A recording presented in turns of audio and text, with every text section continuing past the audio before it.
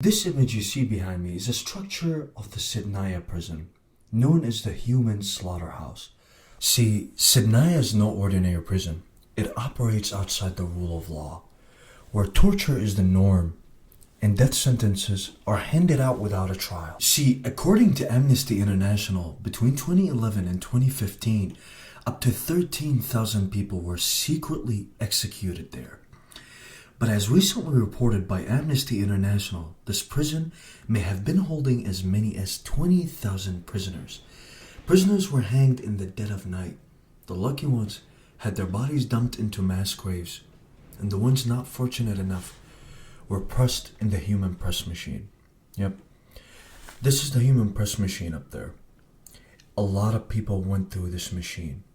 What this machine is, basically, after they torture and they basically unalive an innocent, poor soul, instead of just putting it in a grave, they dispose of the body by pressing it through the human press machine, turning it into a liquid substance type of thing, and basically disposing of it that way, instead of just burying the body. See, former detainees described living in complete darkness, crammed into tiny cells. Guards had control over everything, food, water, to the point even over the air they breathed. See, since torture was the norm, people could hear others being tortured. They could hear their screams. Late at night, early in the morning, it was all the time for them. We've got testimonies from some of the survivors of the Sednaya prison. Let's read over some of them. They stripped us naked and forced us to crawl like animals. If you looked a guard in the eye, they would beat you until you lost consciousness. This next story is from another survivor. People were starved to the point where they would fight over crumbs.